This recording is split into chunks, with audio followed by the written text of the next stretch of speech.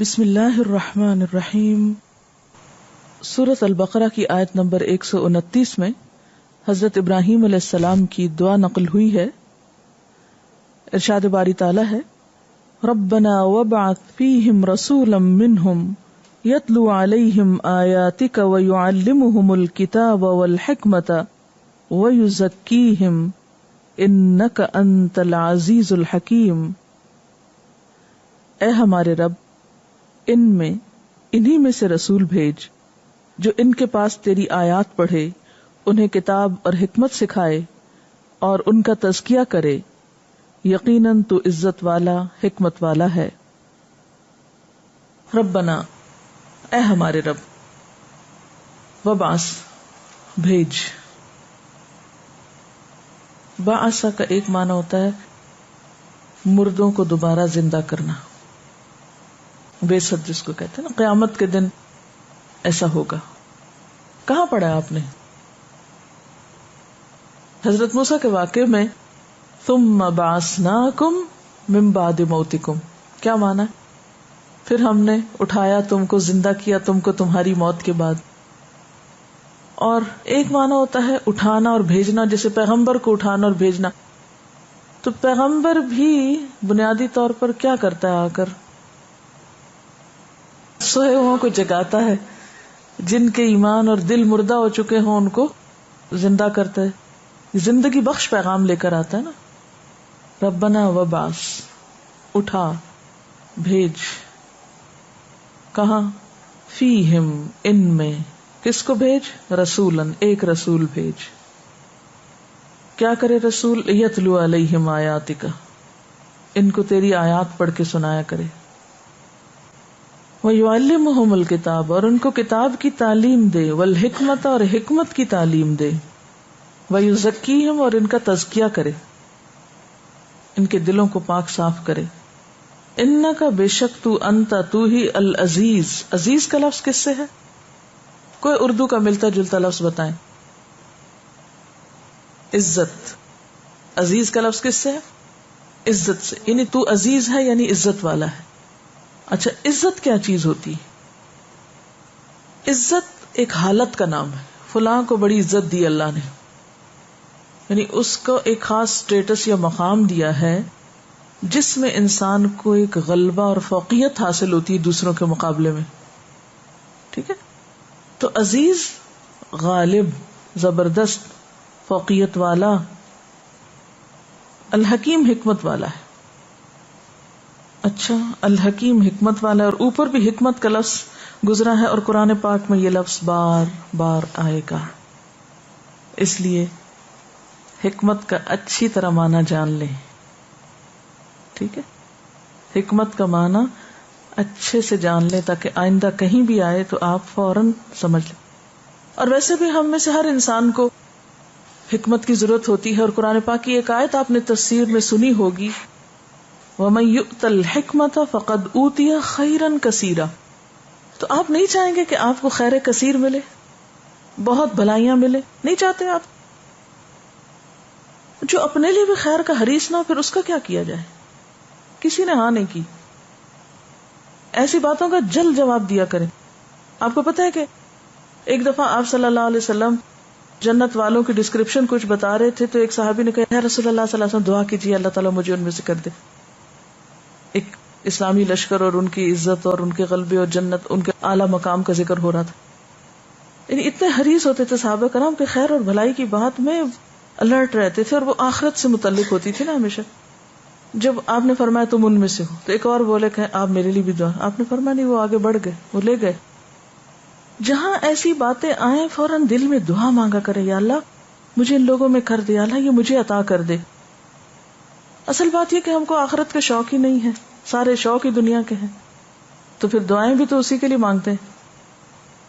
تو بات یہ ہے کہ قرآن پاک کی یہ آیت اتنی زبردست ہے کہ جس کو حکمت مل گئی اس کو بہت بڑا خیر نصیب ہو گیا، بہت بڑی بھلائی مل گئی۔ اب ہمیں ساری زندگی یہی سمجھ نہیں آتی حکمت ہے کیا، کہ جس کا ملنا بہت بڑی بھلائی کا ذریعہ ہے۔ تو چلیے اس کے لغوی معنی تھوڑے سے دیکھتے ہیں، اور پھر اس کی روٹ پہ اور اس کے اندر ذرا اترتے ہیں۔ حکمت کہتے ہیں وضع الشیء علی موضعہ. ظلم کی ڈیفینیشن بتائی گئی تھی آپ کو. وضع الشیء فی غیر محلہ، ظلم ہے کسی چیز کو اس کی اصل جگہ سے ہٹا کے کہیں اور رکھ دینا، اور حکمت ہے کسی چیز کو اس کی اصل جگہ رکھنا. حکمت کیا ہے؟ کسی چیز کو اس کے اصل مقام پہ رکھنا، یہ ہے اس کا لفظی معنی. اب آپ مجھے ذرا اس کی تفسیر کر کے بتائیے کہ اس کا کیا ریلیشن شپ ہے حکمت کے ساتھ، یعنی حکمت پھر پوری زندگی کو کیسے کور کرتی ہے؟ کسی چیز کو اس کی اصل جگہ رکھ دینا، جو اس کی جگہ ہے وہیں رکھنا، نہ آگے نہ پیچھے، نہ اوپر نہ نیچے، نہ دائیں نہ بائیں، جو اس کی جگہ ہے وہیں رکھنا، یہ ہے حکمت. یہ چیزوں میں بھی ہے، یہ باتوں میں بھی ہے، یہ فیصلوں میں بھی ہے، یہ پوری زندگی میں ہے. اور جس کو واقعی حکمت ملی اسے خیر کثیر ملی. آگے سمجھ. کوئی چیز پہلے اپنے ذہن میں سوچ لیجیے، کسی بھی چیز کو اس کی اصل جگہ رکھنا، جو اس کی جگہ ہے. جیسے شوز کے لیے ایک ریک بنایا گیا ہے. میں آج کئی دن کے بعد آئی تو میں نے سارا راؤنڈ لیا ہے اور مجھے ایک جگہ جوتے اکٹھے نظر آئے ہیں، تو میرے دل میں کھٹکے ہیں وہ جوتے کہ یہ جوتوں کی جگہ نہیں ہے. اب سمجھدار لوگ کون ہیں، وائز کون ہیں، کس کو خیر کثیر ملی؟ جس نے جوتے اتار کے کہاں رکھے، جو جس کے لیے جگہ مقرر ہے. اور جنہوں نے اتار کے ادھر ادھر پھینک کے چلے آئے، کیا ان کو آپ سمجھدار کہیں گے؟ حکمت سے خالی تو خیر کثیر والے وہ نہیں. خیر کثیر. کوئی اور مثال لائیے. مثلاً آپ اپنے بیگ میں قلم کہاں رکھتی ہیں؟ کچھ لوگ کتابوں کے ساتھ ہی پھینک دیتے ہیں قلم بھی، اور جب ان کو قلم چاہیے ہوتا تو پھر کیا کرتے ہیں؟ پوری کتابیں نکالتے ہیں، پھر ایک چھوٹا سا قلم نکالتے ہیں وہاں سے. تو ایسے شخص نے کیا سمجھداری کا ثبوت دیا کہ بڑی بڑی کتابوں کے بیچ میں قلم پھینک دیا اور پھر ڈھونڈتے ڈھونڈتے آدھی زندگی ضائع کر دی. یہ جو وقت کا ضائع کرنا ہے اس سے اس کا بہت تعلق ہے. اور کیا کرتے ہیں؟ مثلا لیکچرز لکھتے ہیں. عقل مند ہے وہ جو لیکچرز کو ترتیب کے ساتھ اسی جگہ لکھیں جہاں دوبارہ استعمال کرنے کے لیے فوراً نکال سکیں. اگر آپ یہ کریں کہ جو استاد آئے جو کچھ کہے بس ایک سلسلہ شروع ہے صبح سے، ہر چیز ایک ہی اس میں علم غلم ڈال دی، اور پھر شام کو بیٹھے گھنٹوں لگا دیے، وہ تو مل ہی نہیں رہا آج جو بتایا گیا تھا. اور جب امتحان کا دن ہے تو صرف پریشانی کے سوا کچھ حاصل نہیں. نہ ترتیب سے لکھا تھا، نہ ترتیب سے معلومات ذہن میں بٹھائی، نہ پھر ترتیب سے لکھنا آیا. حکمت سے خالی ہوئے. پھر چیزوں کی بات کیجیے ابھی مجھ سے. کسی چیز کو اس کی اصل جگہ رکھنا. جیسے ہاسٹل میں آپ رہتے ہیں، اپنے گھر میں رہتے ہیں، تو کچن کی چیز واپس لے جا کے کہاں رکھنا؟ گلاس رکھنے کے لیے پلیٹوں کی الماری یوز کرنا. کیا یہ حکمت کی بات ہے؟ اور کپڑے رکھتے ہیں، کئی بچے گھر جاتے ہیں نا، بیگ اٹھا کے کہیں پھینکا، یونیفارم اتارا کہیں اور پھینکا، جوتے اتارے کہیں اور چھوڑ دیے. اب سویرے اسکول تیار ہونے کے لیے کھڑے ہیں، رونا دھونا مچا ہوا گھر میں، جوتے نہیں مل رہے، موزے نہیں مل رہے، وہ کاپی کھو گئی. اگلے دن کلاس میں آئے، نکالو کتابیں، پتہ چلا کتابیں ہی نہیں ہے. کافی لوگوں کے پاس کہاں ہے؟ گھر میں رہ گئی. وہ کیسے رہ گئی گھر میں؟ کیوں رہ گئی؟ کیا یہ حکیمانہ بات ہے؟ کیا سمجھداری کی بات ہے؟ کیا آپ خود تو یہاں ہو اور ضرورت کی کتاب گھر ہو؟ کیا یہ حکمت ہے؟ تو یاد رکھیے، جن لوگوں کی زندگی میں ترتیب نہیں ہوتی، جن لوگوں کے اندر یہ عادت نہیں ہوتی، وہ کبھی کامیاب نہیں ہو سکتے. یہ بچوں کی تربیت میں، انسانی تربیت میں سب سے پہلا اور بنیادی عنصر، یہ تربیت کا پہلا سٹیپ ہے. اس کے بغیر کوئی تربیت ہے ہی نہیں. اور اس میں نہ صرف یہ کہ اپنی پرسنل لائف میں، اپنی اجتماعی زندگی میں، اپنی گفتگو میں، اپنے معاملات میں، ہر چیز اس کے ٹھکانے. اسی سے پھر ترجیحات آئیں گی، اسی سے پرائرٹیز سیٹ ہوں گی. پرائرٹیز کا سیٹ کرنا، ترجیحات کا قائم کرنا، یہ بھی تو حکمت میں سے ہے. کون سا کام کس وقت کرنا ہے. اگر آپ ظہر کے وقت فجر پڑھ رہے ہوں تو اوتیہ خیرن کثیرہ تو نہ ہوا. یہ ایک اتنی گہری آیت ہے کہ جس کو حکمت عطا ہوئی اس کو بہت بڑی خیر مل گئی. اسی کا نام سلیقہ ہے. اسی سے خوبصورتی پیدا ہوتی ہے. اسی سے اوقات کی بچت ہوتی ہے. اسی سے حسن، وہ جو احسان کی کیفیت ہے. یعنی اگر آپ غور کریں تو یہ حکمت عبادات میں، معاملات میں، تعلقات میں، اخلاقیات میں، ہر جگہ. زبان کی حفاظت بھی اسی سے ہوگی. کون سا لفظ کب استعمال کرنا ہے، کہاں استعمال کرنا ہے، کون سی بات کس موقع پہ کہنی ہے، کس موقع پر کتنا علم دینا ہے. اس کا تعلق آپ کے امتحانی پرچے حل کرنے سے بھی ہے کہ کیا سوال پوچھا گیا ہے، اس کا کیا جواب مانگا گیا ہے. اسی لیے کہتے ہیں نا کہ سوال کو سمجھنا آدھا علم ہوتا ہے. بعض اوقات امتحان میں سوال بہت ٹیڑھے ڈال دیے جاتے ہیں تاکہ یہ پرکھا جائے کہ ایک شخص کی اصل سمجھداری کیا ہے، وہ بات کو سمجھتا کتنا ہے. اسی سے پھر اس کا معنی سمجھ بوجھ، حکمت. حکیم کو حکیم کیوں کہتے ہیں؟ حکیم صاحب جو ہوتے ہیں دوائی دیتے ہیں، وہ بیماری کو سمجھتے ہیں اور پھر سمجھ کر صرف دوائی کا نام نہیں لکھ دیتے. اور کیا لکھتے ہیں؟ کتنی ڈوز دینی ہے، دن میں کتنی دفعہ لینی ہے، کتنی کوانٹٹی لینی. اچھا، بہت سے لوگ طرح طرح کی کتابیں پڑھ کے یہ تو جان لیتے ہیں کہ کلونجی بہت فائدہ مند ہے، شہد ضرور کھانا چاہیے، بہت سی چیزوں کے فائدے خاصیتیں، لیکن یہ نہیں جانتے ہوتے کہ کس وقت کتنا کس شکل میں. اور اس سے کیا ہوتا ہے؟ بعض اوقات وہی چیز جو فائدے کی ہوتی ہے وہ کیا بن جاتی ہے؟ نقصان دہ ہو جاتی ہے. اچھا، مثلاً آپ دیکھیں اس کا تعلق دعا مانگنے سے بھی ہے. قرآن پاک میں کہا آتی ہے وَيَدْعُ الْإِنسَانُ بِالشَّرِّ دُعَاهُ بِالْخَيْرِ وَكَانَ الْإِنسَانُ عَجُولًا. کیا معنی اس کا؟ اور دعا کرتا ہے انسان یا دعا کر بیٹھتا ہے انسان شر کی. دعاہو بالخیر، اور بظاہر وہ اپنے لیے دعا کیا کر رہا ہوتا ہے؟ خیر کی. یعنی خیر مانگتے مانگتے شر مانگ بیٹھتا ہے. وَكَانَ الْإِنسَانُ عَجُولًا. اور عموماً یہ کب ہوتا ہے؟ جب انسان جلد بازی دکھاتا ہے، عجول ہوتا ہے. اور ہے انسان عجول، جلد باز. اور آپ دیکھیں کہ جتنے کام ہم جلد بازی میں کرتے ہیں ان میں عموماً کیا ہوتا ہے؟ ہم کہتے ہیں یا اللہ یہ چیز مل جائے، ہم کو آج ہی مل جائے، فوراً مل جائے، ضرور مل جائے. اچھا، وہ مل جاتی اور وہی چیز انسان کے لیے کیا ہوتی؟ فائدہ مند، نقصان دہ.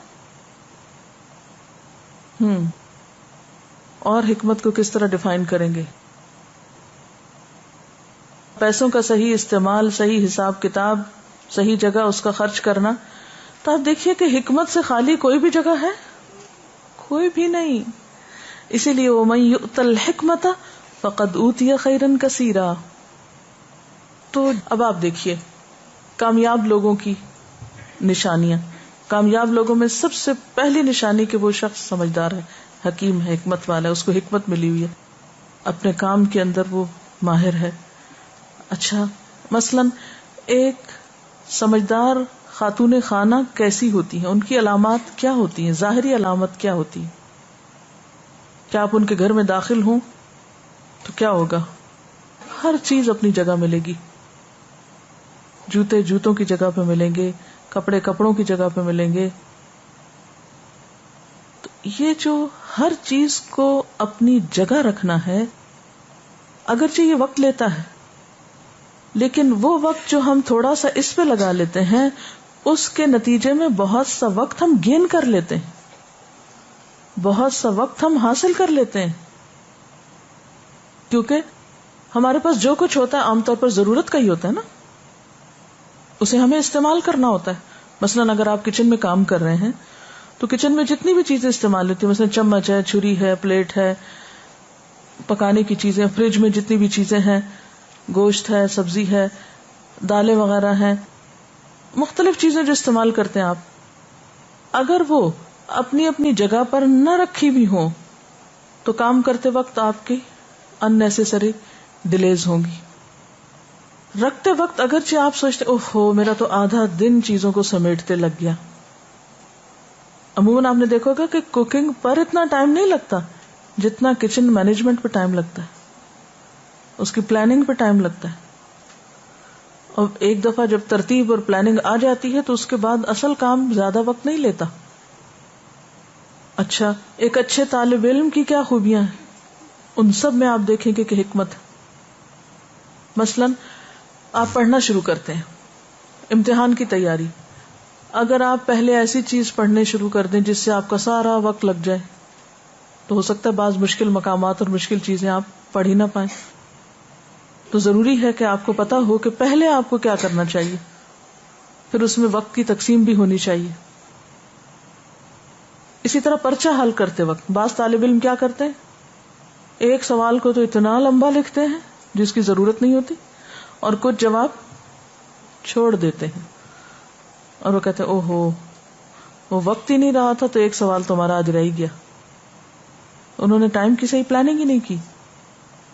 اچھا, اس کے لیے اپنے آپ کو منظم کرنے کے لیے اور زندگی کے صرف ایک پہلو میں نہیں ہر پہلو میں منظم کرنے کے لیے اپنے آپ کو, حتیٰ کہ اپنی تھنکنگ اور تھاٹس, اپنی گفتگو, ان سب چیزوں کو منظم کرنے کے لیے کیا کرنا ہوگا؟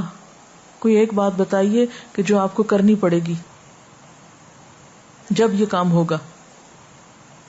نمبر 1, اپنے آپ پہ جبر کرنا ہوگا, سیلف کنٹرول. یہ کام کرنا ہے اور کرنا ہے. ہم اپنے آپ کو ڈھیل دیتے ہیں, اچھا کل کر لیں گے نا, پھر کر لیں گے, ہو ہی جائے گا نا, پھر کیا ہوا. یہ بے وجہ بعض اوقات ہم ڈیلیز کر رہے ہوتے ہیں. مثلا نماز کا وقت جو ہے سر پہ ہے, ہم کہتے ہیں پہلے صفائیاں سارے گھر کی ہو جائے, پھر کوکنگ ہو جائے, پھر میں نہا لوں, پھر میں نماز پڑھ لوں گی. اور نبی صلی اللہ علیہ وسلم کیا فرماتے, اول وقت پڑھو.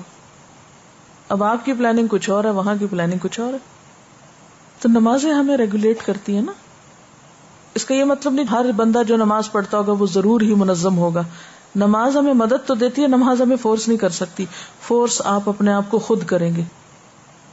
آپ کو خود جبر کرنا ہوگا اپنے آپ پر, اپنے آپ کو خود منوانا ہوگا کہ یہ کرنا, اس کے بغیر چارہ ہی نہیں.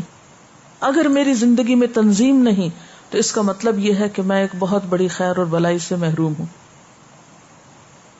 تو نمبر 1, خود کو خود سمجھائیں, خود سے خود کروائیں, سیلف موٹیویٹڈ ہو. نمبر 2, پلاننگ پر وقت لگائیں. If you fail to plan, you plan to fail. If you fail to plan, you plan to fail. یہ تو ناکام ہے زندگی.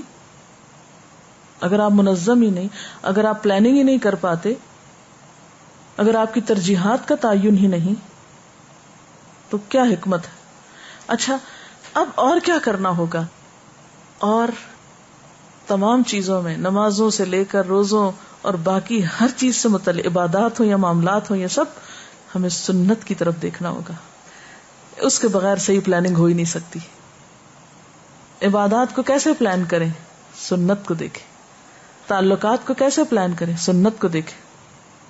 جو جتنا زیادہ سنت کا فالوور ہوگا اتنا بہترین پلاننگ کرنے والا ہوگا. اسی لیے ہم دیکھتے ہیں کہ امام شافعی اور دیگر ائمہ کرام حکمت سے ایک شارٹ کٹ سیدھا سادہ لفظ لیتے ہیں, سنت. تو یتلو علیہم آیاتک ویعلمہم الکتاب والحکمہ. اس سے کیا پتہ چلتا ہے کہ حکمت بھی سکھانے کی چیز ہے, خود سے نہیں آتی. تو دنیاوی معاملات میں ماؤں کو سکھانا پڑتا ہے بچوں کو, اور دین کے معاملات میں استادوں کو سکھانے کی ضرورت ہے.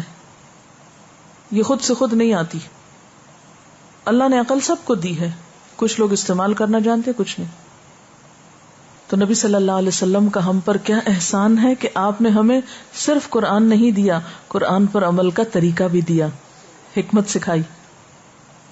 یعنی قرآنی احکام کی ایسی تفصیل بیان کی کہ جس سے ان پر عمل آسان ہو گیا. یہ تھی حکمت,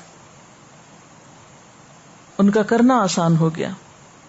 اور کس طرح کہ جیسے اللہ تعالیٰ چاہتا تھا اس طرح اس پر عمل ہو. مثلا نماز پڑھنا مطلوب ہے، لیکن اللہ تعالیٰ کیسے چاہتا ہے کہ ہم پڑھیں؟ تو صلو کما رأیتمونی اصلی، جیسے نبی صلی اللہ علیہ وسلم نے سکھایا، پڑھ کے دکھایا. یعنی نبوت کے فرائض میں سے، ایک نبی کے فرائض میں صرف اتنا نہیں کہ کتاب پڑھا دے، بلکہ اس کے فرائض میں یہ چیز ہے کہ جو پڑھا رہا ہے اس پر عمل کرنا بھی سکھائے. یہی حکمت تھی.